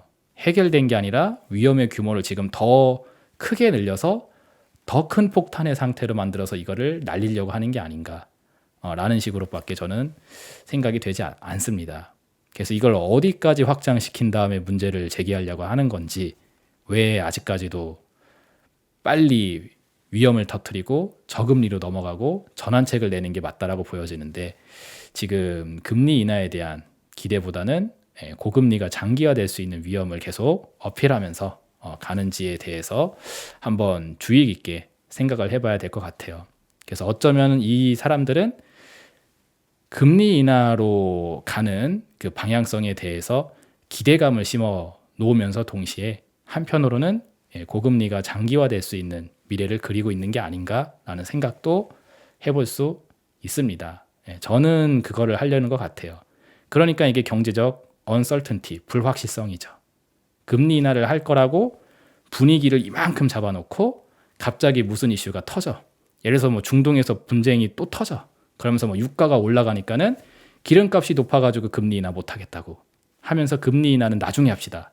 이렇게 밀어버리게 되면은 조기 금리 인하를 바라보고 있었던 사람들 입장에서는 완전 닭 쫓던 게 지붕 쳐다보는 꼴이 되기 때문에, 이에 대한 실망감이 또 주식시장에 발현이 되면은 또 이게 주가 하락으로 확확 또 이어질 수도 있을 거란 말이에요. 그래서 그동안의 연준이 계속 신호를 주고 그 신호에 맞춰서 행동을 해왔던 게 과거의 패턴이었었는데, 요즘 보면은 연준이 그 정확하게 시장에 시그널을 주고 있는지 사실 저는 좀 의문이 듭니다. 예전에도 그랬잖아요. 물가는 걱정할 게 아니라고, 금리 인상 나중에 해도 된다고 하면서 그렇게 버티더니 결국에는 짧은 시간 동안 금리를 너무 세게 올려버려가지고 증시를 다 터트려버렸잖아요. 그랬던 것처럼 금리 인하를 할 거라고 살살살살 분위기 유도를 해놓고 아직 금리 인하 시기가 안 된 것 같다 하면서 다시 이걸 빠꾸 시켜버리게 되게 되면은 조기 금리 인하에 대한 기대를 가졌던 증시가 실망감을 또 느낄 수도 있습니다. 그러면 이제 언제 금리 인하를 할지 불확실해지게 되는 거고, 그러면 이제 시장은 더 혼란스러워질 수 있겠죠. 그래서 그런 부분을 이 텀 스탠디지가 언급을 해준 것 같아요. 물론 이 사람 말이 현실이 될지는 뭐 알 수 없지만 저는 충분히 시나리오가 현실화될 가능성이 높은 내용이라고 보고 있기 때문에 좀 주의 깊게 보고 있습니다. 자, 그리고 이어서 한 개의 기사를 더 보도록 할 텐데, 루비니라는 미국의 경제학자가 최근에 이런 언급을 한번 해줬습니다. 미국 경제는 최악의 시나리오 가능성이 낮다라고 써놨어요. 그러면서 밑에 내용 읽어보시면은 1년 전쯤에 나를 포함한 약 85% 정도의 이코노미스트들과 시장의 전문가들은 미국과 글로벌 경제가 경기 침체를 겪을 것이라고 예상을 했다. 하지만 시간이 지나고 보니 반대의 일이 일어났다라고 얘기를 하고 있습니다. 제가 봤었을 때는 반대의 일이 결코 일어나질 않았거든요. 예상했었던 대로 상황이 악화가 됐다라고 저는 개인적으로 생각을 하고 있습니다. 근데 아니래. 그럼 아니라고 보는 근거가 뭐냐? 1번, 인플레이션이 예상보다 많이 떨어졌다라는 거. 그 인플레이션이 많이 떨어진 게 제가 보는 입장에서는 경기 침체의 불황을 맞이했다라고 보는 신호거든요. 제 입장에서는. 아까도 얘기했다시피 수요가 떨어지게 되면서 발생된 물가 하락이니까. 근데 대중들에게 어필이 되기로는 인플레이션만 하락하면 좋은 일이다 라고 하고 있으니 인플레이션이 떨어져서 경기 침체를 피했다고 일단 얘기하고 있습니다. 물론 뭐 그럴 수 있다고 쳐요. 그럼 이건 오케이 해서 넘어가는데, 두 번째로는 주식시장이 올랐다. 주식장이 23년도 동안 상승을 해줬기 때문에 이것 때문에라도 경기 침체를 피한 거라고 볼 수 있다 라고 하고 있습니다. 뭐 이것도 그렇다고 쳐요. 오케이. 자, 그럼 마지막으로 세 번째, 채권 수익률은 상승을 하다가 하락을 했다. 그러니까 금리 인하에 대한 기대가 있다고 하면서 채권 수익률이 떨어졌고, 이것에 의해서 주식시장이 올라가 줬다라는 겁니다. 그러니까 실물 경기와 관련된 이야기를 하는 게 아니라 금융시장에서 주식시장이 상승했고 채권 수익률이 하락했으니 우리는 경기 침체를 피한 거라고 얘기를 하고 있어요. 근데 우리가 알고 있는 경기 침체는 실물 경기에 대한 상황에 대해서 조명을 해야지 이 금융시장에 대한 부분을 조명하는 거는 아니지 않습니까? 그래서 저는 이 경기 침체를 피했다라고 주장하는 이 근거가 상당히 미약하다고 하는데, 어쨌든 이게 한번 맞다고 한번 해볼게요. 근데 이게 맞다고 하게 되면 이제 문제가 발생합니다. 어떤 문제냐면은, 적어도 미국에서 성장률은 여전히 잠재 수준을 넘어섰다. 그러니까 경제 성장률이 좋다. 그리고 인플레이션은 시장과 미 연방준비제도가 예상한 것보다 덜 하락했다. 그래서 금리 인하가 연준과 다른 중앙은행, 시장이 예상하고 있는 것보다 더 나중에 더 느린 속도로 이뤄질 수 있다. 이게 별표죠. 그러니까 무슨 얘기냐면은 이 1번, 2번, 3번을 근거로 삼아서 미국 경제가 최악이 아니다. 침체를 겪지 않았다. 미국 경제가 좋다. 라고 얘기를 하고 있습니다. 근데 이 이야기가 받아들여지게 되게 되면은 결국 어떻게 된다? 금리 인하가 더 나중에 그리고 더 느린 속도로 이루어질 수 있다라는 데에 근거가 되게 돼요. 아까 했었던 얘기랑 또 똑같아지게 되죠. 미국 경제는 침체를 겪지 않고 있다라고 하면 할수록 금리 인하에 대한 시기가 더 뒤로 미뤄지고 금리 인하에 대한 타이밍이 더 느린 속도로 진행이 될 수 있다라는 거죠. 그래서 여기 보시면은 이는 금리가 오랜 시간 동안 다소 높은 수준에서 유지될 것이라는 의미이다 라고 얘기하고 있습니다. 그래서 제가 제목을 이렇게 다른 거예요. No recession, no rate cut. 충분한 수준의 불경기가 찾아오지 않는 이상 레이트 커트, 금리 인하는 없다라는 겁니다. 그러니까 미국 경제가 좋다라는 주장을 피면 필수록 역설적이게도 금리 인하에 대한 타이밍이 뒤로 미뤄지게 돼요. 그러면서 고금리를 장기화시키는 상황을 만들어내게 되고, 그 과정에서 중요한 게 뭐다? 불황에 대한 데미지가 누적적으로 계속 쌓아 올라가게 한다라는 거죠. 그리고 이 경기 침체를 피했다고 하는 이 세 가지의 근거에 대해서 저는 이렇게 보고 있습니다. 수요 침체에 의한 물가 하락이기 때문에 이 인플레이션 하락은 결코 좋은 일이 아니라고 보고 있어요. 물론 시장에서는 인플레이션만 떨어지면 그냥 무조건 좋은 거라고 하고 있지만 제가 보는 입장에서는 21년도서부터 제가 그림 그려드리면서 설명했었죠. 공급 충격으로 올라간 물가를 수요 침체로 때려잡는다고. 그래서 총생산 Y는 시간이 갈수록 계속 밀리게 될 거다. 그래서 이 물가가 떨어지는 이 신호는 경기 침체의 신호라고 나는 해석을 하는데 대다수의 사람들은 이걸 긍정적으로 해석을 할 걸로 보여진다. 그런 이야기 하면서 수요 침체에 의한 물가 하락은 좋은 일이 아닙니다.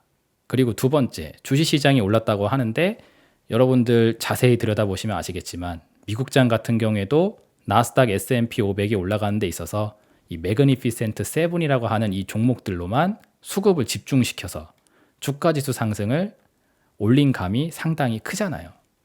엔비디아, 애플, 아마존, 알파벳 이런 애들만 이빠이 상승을 시켜버리고 어닝 쇼크로 떨어지고 있는 기타 중소형주들에 대해서는 사람들이 아무런 관심이 없어요. 그래서 대다수의 중소형주들은 바닥을 기고 있는데 시총상위 M세분들만 주가를 띄우면서 얘네들에 의한 지수 상승이 연출되고 있으니까 마치 미국장이 엄청난 강세장 속에 있는 것처럼 표현이 되고 있죠. 근데 실제로는 어닝 쇼크를 터뜨리면서 전저점을 기어가고 있는 종목의 숫자가 무지하게 많습니다. 그래서 주식시장이 올랐다라는 부분도 한편으로는 물음표라고 볼 수가 있는 상태이고, 그리고 세 번째로는 채권 수익률이 상승 후 하락했다는 사실. 채권 수익률이 하락했다고 하지만 여전히 미국의 10년물 국채 수익률은 4% 이상대에서 놀고 있어요. 그러니까 이빠이 올랐다가 여기서 이만큼 조정이 돼서 여전히 높은 수준에 있습니다. 그리고 이 인하를 만들게 되게 된 백그라운드가 금리 인하에 대한 기대인데 실제로 금리 인하를 했느냐? 그건 안 했어요.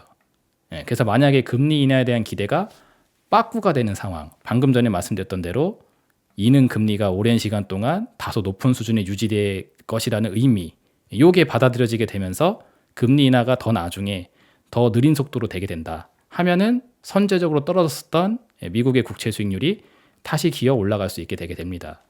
그래서 이 채권 수익률이 하락했다라는 것도 경기가 개선됐다는 근거로 보기에는 무리가 있다라고 저는 생각을 해요. 그래서 이 각각의 근거들이 제가 봤었을 땐 아주 미약한 근거라고 하고 있는데 이것들을 받아들이면서 미국 경제가 좋다고 주장을 하고 있고 침체를 겪지 않고 있다고 주장을 하고 있으면서 이와 동시에 금리가 오랜 시간 동안 높은 수준에서 유지될 수 있는 백그라운드를 열고 있다는 거죠. 그래서 저는 이런 사람들이 하는 이야기를 액면 그대로 받아들이지를 않습니다. 어떤 목적을 가지고 저런 발언을 하는지, 뭘 지금 시장에 딱 어필하려고 하는 건지에 대한 부분을 생각해보고 그 상황이 누구에게 도움이 되는 상황인지를 생각해봐요. 그리고 그 특정 주체에 도움이 될 수 있는 상황을 만들기 위해 어떻게 보면은 논리를 지금 만들어내고 있는 게 아닌가, 이렇게 한번 저는 생각을 해보고 있습니다. 그래서 이어서 이 기사 내용을 또 보도록 할 텐데 이 루비니라는 사람은 지금 미국의 경제가 최악의 시나리오 가능성이 낮다라고 하고 있는데 제가 보는 입장에서 이 루비니라는 사람이 주장하고 있는 이 상황은 제가 보는 기준에서는 더 워스트한 시나리오라고 생각을 하고 있습니다. 즉 최악의 시나리오라고 보고 있어요. 왜 그러냐면은 자 보세요. 지금 미국하고 중국 사이에 새로운 긴장과 그리고 지정학적 충격은 무역이 크게 중단되거나 대만의 칩 생산 수출이 타격이 입지 않는 한 위축보다는 약한 스태그플레이션에 가까울 것이라고 봤다. 이런 이야기를 했는데 이게 무슨 얘기냐면은 지금 세계 경제가 스태그플레이션을 경험하고 있다라는 거죠. 스태그플레이션이라는 건 뭐냐면은 아까 전에 얘기했었던 인플레이션형 불황 똑같은 이야기입니다. 물가는 올라가는데 경제 성장률이 뒤로 후퇴를 하는 거죠. 그러면은 경제는 경제대로 자빠지는데 물가는 물가대로 올라가는 그런 이제 가장 최악의 상황을 이야기하게 되는 겁니다. 그래서 지금 미국과 중국 사이에 새로운 긴장이 생기지 않고 지정학적 충격도 생기지 않고 이에 따라서 뭐 대만의 칩 생산이나 이런 문제가 생기지 않았을 때의 약한 스태그플레이션이래. 근데 거꾸로 이게 생기면 미중과의 사이의 새로운 긴장 그리고 지정학적 충격 대만의 칩 생산 문제 저는 이게 생길 가능성이 되게 높다고 보고 있거든요. 이 이야기는 지난번 영상으로 멤버십 전용 영상 올려드린 거 The World Ahead of 2024 그 영상에서 아주 자세하게 다뤄드렸습니다. 제가 일어날 가능성이 굉장히 높은 이벤트라고 말씀드렸던 그 내용들만 어떻게 놀랍게도 딱딱 찝어가지고 이게 생기지 않을 거라고 보는데도 약한 스태그플레이션이 있을 거래요. 근데 만약에 이게 생긴다 하면은 더 심각한 스태그플레이션이 생길 수가 있겠죠. 그래서 지금 공급 충격과 수요 충격에 의한 인플레이션형 불황이 유발되기 좋은 환경에 있음을 어떻게 보면 이 양반도 인정을 하고 있는 겁니다. 그리고 이어서 미국의 정치적인 혼란은 스태그플레이션보다 스태그네이션에 기여할 것이라고 하는데 미국의 정치적인 혼란 이거 미국 대선 이야기하는 거죠. 이것도 우리 지난번 영상에서 자세하게 다뤄드렸잖아요. 왜 하필 지구본 정 가운데 투표함을 그려 넣었을까? 그리고 미국은 지금 바이든이 대통령이 한 번 더 되느냐 아니면 트럼프가 다시 돌아오느냐를 가지고 격렬한 대립이 이루어지고 있는 상태인데 어쩌면은 누가 대통령이 되든지 간에 대선에서 실패한 쪽이 이 부정선거가 있다라고 하면서 또 정치적 혼란을 야기할 수도 있는 상황입니다. 그래서 이런 정치적인 혼란들이 생기지도 않았는데 이런 정치적인 혼란이 생길 수 있음을 가정하면서 이게 생기게 되게 되면은 미국 경제는 스태그플레이션보다는 스태그네이션에 기여할 거다라는 이야기를 하고 있습니다. 즉 스태그네이션하고 스태그플레이션이 다른 점이 뭐냐면은 스태그플레이션은 낮은 성장률 플러스 높은 인플레이션. 아까 전에 이야기했던 인플레이션형 불황이에요. 근데 이 루빈이라는 교수가 이야기하기로 미국은 정치적인 혼란이 생길 걸로 보여지는데 이 정치적 혼란이 생기면 스태그플레이션 상황이라기보다는 스태그네이션. 스태그네이션은 그냥 불황입니다. 수요 충격에 의한 불경기. 인플레를 유발하는 게 아니라 인플레가 없는 불황이에요. 이거에 기여를 할 거다라는 이야기를 하고 있습니다. 그러면서 맨 마지막 얘기를 보시면은 경제가 연착륙이 될지 혹은 덜컹대는 착륙 우리가 흔히 이제 뭐 경착륙이라고 이야기하죠. 연착륙이 될지 경착륙이 될지는 국가나 지역에 따라 달라질 거다라는 이야기를 하고 있어요. 즉 나라마다 불황에 대한 경제 위기에 대한 대응책이 달라질 수 있음을 이야기하고 있습니다.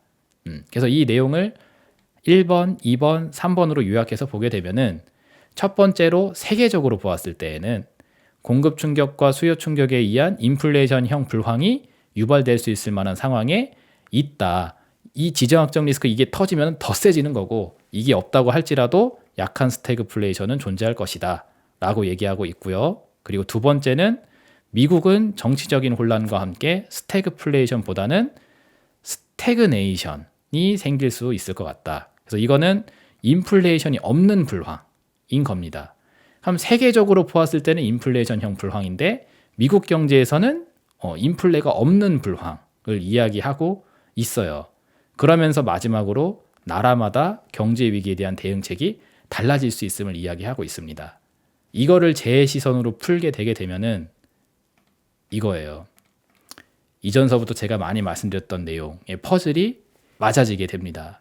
만약에 미국의 달러가 강해지는 강달러를 만들어내게 되면은 미국은 정말로 인플레이션이 없는 불황을 맞이할 수 있어요.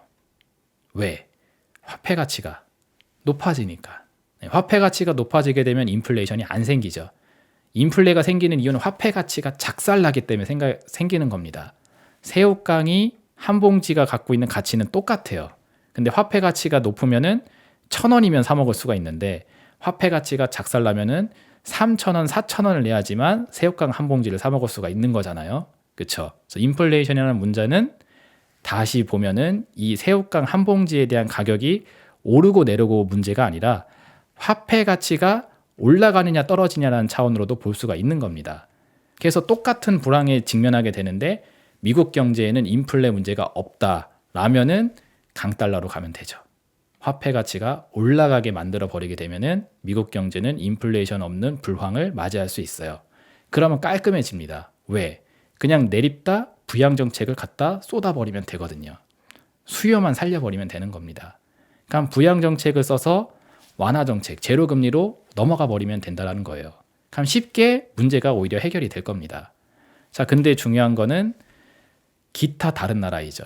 여기 세계적으로는 이 인플레이션형 불황이라고 하잖아요. 그래서 미국이 아닌 다른 나라들 같은 경우에는 기타 화폐 가치, 예를 들어서 우리나라 원화다 하게 되면 원화는 가치가 올라가는 게 아니라 화폐 가치가 떨어지게 되는 상황이 될 수 있다는 거죠. 그러면 이런 나라들은 인플레이션형 불황을 맞이하게 됩니다. 불황은 불황인데 물가가 올라가져 있는, 화폐 가치가 떨어져 있는 불황이 된다는 거죠. 그러면 이게 IMF랑 똑같아지게 되는 겁니다. IMF 때 금리를 올리면서 타겟책을 썼었던, 충격요법을 쓸 수밖에 없었던 이유가 이거라고 했잖아요.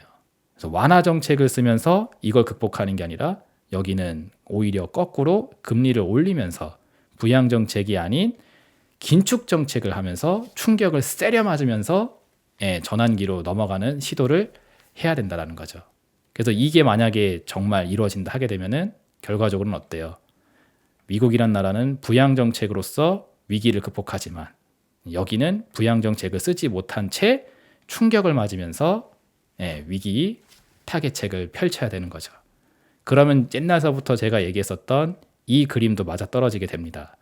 키가 2m인 애는 생존하지만 키가 180이 안 되는 애들은 죽여버릴 수 있는 이 적정 수준의 수위를 올려놓고 계속 이 상황을 유지하게 되게 되면은 결국 어떻게 될 건지. 키가 2m인 애만 생존이 가능하고 그 밑에 애들은 졸도를 하게 되는 상황. 그래서 국가별로 다른 상황에 직면하게 하는 상황도 이 카드를 통해서 이루어지게 할 수도 있죠. 그래서 루빈이라는 교수가 이야기하는 이 각각의 상황들이 제가 봤었을 때는 이 미래를 전망해서 얘기하는 게 아닌가라고 저는 개인적으로 생각을 합니다. 그래서 저는 이 상황이 된다 하게 되면은 워스트 시나리오라고 생각을 해요. 우리나라 입장에서는 최악인 거죠. 이러지도 못하고 저러지도 못하는 상황으로 가게 되면서 충격이란 충격은 온팡지게 다 때려 맞으면서 전환기를 경험해야 되니까 우리가 가지고 갈 수 있는 건 5개밖에 없는데 사람이 기업이 10명으로 많다. 5명은 없애버리고 5명만 이어가자. 이런 식의 방향으로 갈 수가 있지 않을까 생각이 됩니다. 그러면 우리의 통화정책은 금리 인하 쪽으로 갈 것처럼 희망을 줬다가 실제 현실이 되었을 때는 오히려 금리 인하가 아닌 추가적인 금리 인상을 가지고 충격을 맞이하면서 가게 되는 미래가 열릴 수도 있다는 거죠. 그래서 인플레이션형 불황이 아니라 그냥 디플레, 그냥 불황. 그래서 수요만 살리면은 모든 게 해결될 수 있는 그런 식의 불황으로 가는 것이 트러블을 만들어내지 않고 스무스한 전환기를 만들어낼 수 있다라고 보는데, 지금 제가 보는 시황관에서는 냉정하게 보았을 때 인플레이션형 불황을 우리가 맞이하고 있다라고 보고 있기 때문에 이런 좀 최악의 시나리오가 유력한 상황이지 않나 생각하고 있습니다. 자, 그래서 이 부분을 또 정리를 해볼게요. 결과적으로 미국 경제가 자꾸 괜찮다라는 표현을 하고 있는데, 미국 경제가 괜찮다고 주장을 하면 할수록 역설적이게도 연준의 금리 인하 가능성은 자꾸 뒤로 후퇴하게 됩니다.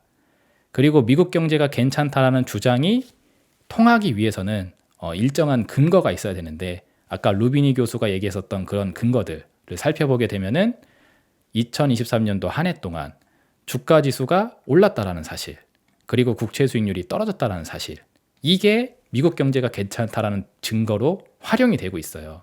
그래서 23년도 한 해 동안 주가 지수를 올리고 국채 수익률을 떨어뜨려 낸 상태이지만 이 23년도 한 해 동안 올라간 주가지수와 23년도 막판에 떨어진 이 국채 수익률이 결국 미국 경제가 괜찮다라는 근거로서 활용이 되고 있기 때문에 이 문제가 결국 한편으로는 고금리가 장기화시킬 수 있는 계획에 힘을 실어주고 있는 꼴이 되고 있습니다. 그러면 이제 IMF 유사 패턴으로 가게 되는 거죠. 공격적인 완화 정책을 하지 못하게 틀어 막아놓고 이 과정에서 인플레이션형 불황의 악순환의 고리가 계속 돌아가게 되니까 누적적인 데미지가 계속 쌓일 수 있는 상황을 유도하게 되는 거죠. 그러다가 나는 더 이상 이제 못 버팁니다 라고 하면서 두 손 두 발 들게 되는 상황, 태형건설 같은 회사가 맞이한 그런 상황, 이런 것들이 태형건설이 아니라 이보다 더 캐파가 높은 회사들, 재계에서 뭐 10위권 안에 드는 회사 중에 하나가 그런 문제를 일으키게 된다 하면 이제 IMF 당시 뭐 한보나 기아 부도 사태 났던 것처럼 이게 큰 규모로 이제 악재가 생성이 되게 되는 거고, 그렇게 커지고 난 다음에 이거를 터트려서 해결하려고 하게 되면은 그에 따른 페널티도 더 세게 맞고 가야 되겠죠. 그래서 저는 개인적으로 금리 인하에 대한 어떤 경제 충격, 이런 것들이 빠른 시간 안에 찾아와서 빠른 시간에 문제를 다 해결해주고, 그리고 나서 시장에 대한 전환기를 맞이하게 되면서 뭔가 바뀐 장을 경험하기를 오랜 시간 동안 계속 염원을 해오고 있는데, 그 시간을 빨리 맞이하지 않고 지금 계속 뒤로 미루고 있는 듯한 느낌입니다. 그러니까 트러블이 터지면서 전환기를 맞이해야 되는데 그 시간을 23년도 중에 맞이를 했다 하게 되면 24년도 안에는 뭔가 상승에 대한 바뀐 장에 대한 기대를 오히려 하겠지만, 그게 아니라 23년도 동안 터져야 될 것을 터트리지 않고 끌고 와 버렸기 때문에 오히려 문제에 대한 캐파를 더 키워서 더 큰 하락에 대한 충격을 지금 메이킹 해 나가고 있는 게 아닌가라는 생각을 하게 된다는 거죠. 왜냐하면 지금 이 고금리 장기화 계획에 따라 인플레이션형 불황의 누적 데미지가 더 쌓이고 있는 형태라고 저는 보고 있기 때문입니다. 그래서 이런 부분을 종합적으로 살펴보게 되면은 금리 인하에 대한 기대감을 지나치게 크게 갖고 있다가 결국 뒤통수를 때려맞게 되는 상황이 있을 수 있지 않을까 생각이 돼서 24년도 첫 번째 시황 영상으로 본 내용을 준비를 해봤습니다. 작년 혹은 그 전서부터 제 영상을 꾸준히 쭉 시청해 왔다 하시는 분들은 흐름이 잘 이어지실 거예요. 그래서 그 부분 잘 참고하시길 바라도록 하겠고, 이전 영상에 대한 사전 지식이 안 잡혀 계신 분들은 아까 제가 썸네일 하나씩 보여드렸었죠. 그 영상들이 지금 그대로 시황 영상에 이전 거에 확인이 되고 있으니까 이전 영상 못 보신 분들은 한번 또 확인해 보시면서 24년도 시황도 쭉 같이 눈높이를 따라가 보시길 바라도록 하겠습니다. 자, 그럼 여기까지 해서 이번 주 준비한 시황 영상 마치도록 하겠고요. 다음 주에 또 새로운 내용을 가지고 우리 시청자 여러분들 만나 뵙도록 하겠습니다. 구독, 좋아요, 알림 설정 유지해 놓으시고 리더스탁 전문가와 다음 주에도 함께 하시길 바라도록 하겠습니다. 감사합니다.